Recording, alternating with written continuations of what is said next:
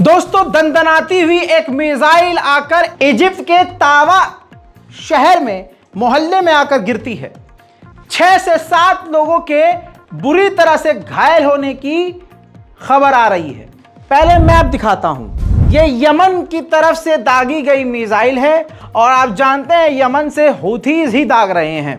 Saudi अरब के बहुत ऊंचाई से बिल्कुल यह मिसाइल आती है और इजराइल नहीं पहुंच पाई और सीधा इजिप्ट के अंदर ही गिर गई, जिसमें 6 से 7 लोग इजिप्टियन बुरी तरह से घायल हुए हैं। हमले के बाद का मंजर मैं आपको दिखा दूं।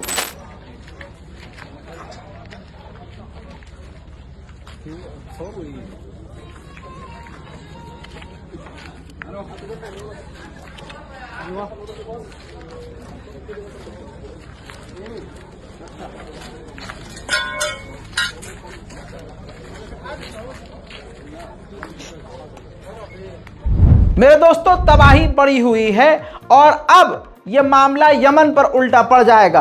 अमेरिका और इजराइल इसका जमकर फायदा उठाएंगे। बिल्कुल अभी भारतीय वक्त के मुताबिक सुबह 6 बजे का आपको ये मामला बता रहा हूं। जब भारत में सुबह 6 बज रहे थे तो इजिप्ट में यह हमला हुआ था। हमला ऑफकोर्स इजिप्ट नहीं था, निशाना इजराइल था। मिसाइल पहले ही गिर गई।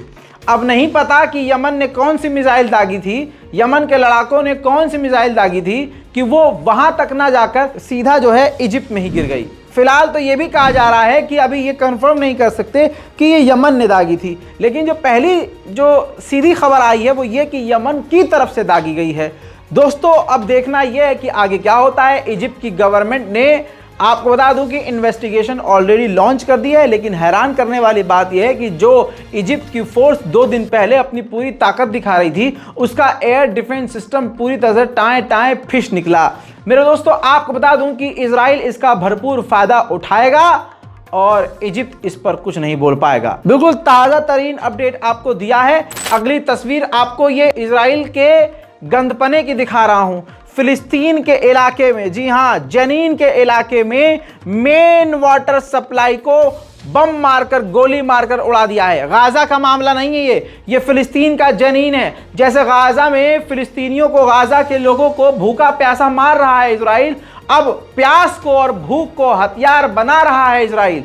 जनीन की ये तस्वीर आप देखिए। जनीन में मेन वाटर पंप को उड़ा दिया है गोली मारकर और बम मारकर। इसी तरह से इजराइल अब भूख प्यास को हथियार बना रहा है। ताजा तरीन अपडेट में, ब्रेकिंग न्यूज में फिलहाल के लिए इतना ही। जल्द लौटेंगे और भी बड़ी जानकारियों के साथ। चैनल को सब्सक्राइब कीजिए। जय हिंद।